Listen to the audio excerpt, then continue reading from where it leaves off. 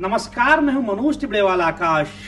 एक मुलाकात में आज हमारे साथ हैं बेहद खास मेहमान, देश की सर्वाधिक प्रतिष्ठित मानी जाने वाली भारतीय प्रशासनिक सेवा के 2014 बैच के टॉपर गौरव अग्रवाल जी। 15 अगस्त 1984 को राजस्थान के भरतपुर जिले में जन्मे गौरव की प्रारंभिक शिक्षा जयपुर में हुई। फिर इन्होंने आईआईटी कानपुर से बीटेक और आईआईएम लखनऊ से एमबीए किया। आईआईएम लखनऊ से गोल्ड मेडलिस्ट गौरव को पढ़ाई के तुरंत बाद हांगकांग में एक मल्टीनेशनल कंपनी में इन्वेस्टमेंट बैंकर की नौकरी मिल गई, लेकिन इनके मन में कुछ अलग करने का सपना कौंध रहा था। यही कारण है कि गौरव ने विदेश की नौकरी छोड़कर अपनी जड़ों की तरफ वापस लौटने का मन बनाया। भारत लौटने के बाद गौरव सिविल सर्विसेज की परीक्षा की तैयारियों में जुट गए और फिर पहली बार में ही देश भर में 244वां रैंक हासिल कर 2013 बैच के आईपीएस भी बन गए। लेकिन शायद गौरव इतने से संतुष्ट नहीं थे, सो एक बार फिर ये भारतीय प्रशासनिक सेवा की परीक्षा में बैठे और देश भर में पहला स्थान हासिल किया। न सिर्फ ये आईएएस टॉपर बने, बल्कि अपने माता पिता का सीना गर्व से चौड़ा कर डाला। वर्तमान में आईपीएस की ट्रेनिंग कर रहे गौरव का विवाह अभी इसी 4 जून को हुआ है। इनकी पत्नी डॉक्टर प्रीति अग्रवाल मेडिकल में पीजी कर रही हैं। आज हम गौरव अग्रवाल से इनकी कामयाबी की कहानी और भविष्य की योजनाओं पर विस्तार से बातचीत करेंगे। गौरव, आपका बहुत बहुत स्वागत है दूरदर्शन की हमारी इस खास पड़ताल एक मुलाकात में। धन्यवाद सर। बहुत बहुत आपको बधाई भी कि आपने देश भर में पहली पोजीशन हासिल की। Thank you. क्या आपके शब्दकोश में संतुष्टि नाम का कोई स्थान नहीं है, कोई जगह नहीं है? देखिए, ज़िंदगी इतनी बड़ी होती है, इतनी लंबी होती है कि यदि संतुष्ट होकर हम एक जगह बैठ गए तो फिर आगे नहीं बढ़ पाएंगे। तो वैसे संतुष्टि के मैं 2 मतलब समझता हूँ।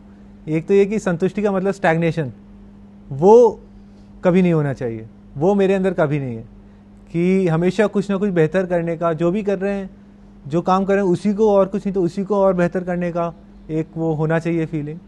लेकिन इसका मतलब ये नहीं होना चाहिए कि हमें जो है अभी जो है, जो भी हमें मिला हुआ है उससे हम दुखी रहें, हमेशा जो है रोते रहें, दुखी रहें, क्रिप करते रहें, ऐसा नहीं होना चाहिए। अपनी प्रारंभिक शिक्षा के बारे में बताएं, कहाँ से आपकी पढ़ाई लिखाई हुई? मेरी देखिए, बचपन में तो मेरे पिताजी जो हैं वो राजस्थान डेयरी के अंदर मैनेजर हैं। तो बचपन में उनका जॉब काफ़ी ट्रांसफरेबल था। तो बचपन में हम लोगों ने भी अजमेर में, जयपुर में, जोधपुर में, बीकानेर में काफ़ी जगह पढ़ाई की। 6th क्लास में आने के बाद से जो है हमने जयपुर में ही पढ़ाई की। मैं सेंट एंसलम्स स्कूल है मालवीय नगर जयपुर में, वहाँ से मैंने पढ़ाई की 12th क्लास तक। आईएएस बनने की मन में ठानी क्यों आपने? ये जब मैं जॉब कर रहा था अपना हांगकांग में, जब मैं जॉब कर रहा था, मैंने 3.5-4 साल जो है रफली जॉब किया था। तो वहाँ पे रहते रहते मैंने रियलाइज़ किया कि देखिए उस जॉब के अंदर काफ़ी अच्छी एक कंफर्टेबल लाइफ थी, काफ़ी अच्छे पैसे थे, काफ़ी अच्छा काम था। बट मैंने रियलाइज़ किया कि यदि ये वो चीज़ें नहीं है जिसके लिए मैं अगले 30-35 वर्ष तक जो है काम कर सकता हूँ। अगले 30-35 वर्ष तक यदि मेरे को काम करना है तो मुझे एक लार्जर मोटिवेशन चाहिए था, एक लार्जर मीनिंग चाहिए था। वो मोटिवेशन जो है मुझे इस सिविल सर्विसेज आईएएस के जॉब में दिखता है। क्योंकि ये जॉब जो है बाकी सारे के सारे कॉर्पोरेट जॉब्स जो होते हैं, कितने भी अच्छे जॉब्स हैं, उन सबसे एकदम अलग हटके है। क्योंकि यहाँ पे जो है हम ऑफिस में ना बैठे रहते हैं, हम आम जन के बीच में जाते हैं और वहाँ पर जो है उनकी समस्याओं को देखते हैं, उनकी समस्याओं का निवारण करने की कोशिश करते हैं। तो वहाँ से जो सीख मिलती है, वहाँ से जो समझ मिलती है, वो और किसी भी जॉब में नहीं है। इस वजह से ये काफ़ी डायनेमिक है, काफ़ी चैलेंजिंग है।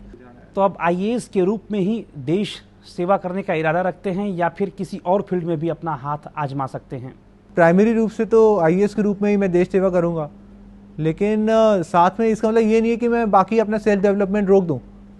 आईएएस ये तो मेन नौकरी है, इसमें जो है मेन चीज़ें जो करनी है वो करते रहेंगे।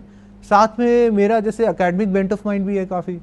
तो आज से 10-15 साल बाद जब मेरा काफ़ी फील्ड में एक्सपीरियंस हो जाएगा, उस बेसिस पे मैं फिर एक पीएचडी भी करना चाहूँगा इकोनॉमिक्स में। मैं जो है अपने जो कॉलेजेस होते हैं उनके अंदर जो यंगस्टर्स होते हैं, जाके उनसे बातचीत करना चाहूँगा, उन्हें जो है जितना भी इंस्पायर कर सका वो करना चाहूँगा। तो मैं एक अपना एकेडमिक टच जो है वो कभी नहीं खो। क्या मानते हैं कि आईएएस बनने के बाद आपने अपनी मंजिल को पा लिया है या फिर आपकी जो असली मंजिल है उसकी ये शुरुआत भर है? देखिए, ये तो मात्र एक पड़ाव है।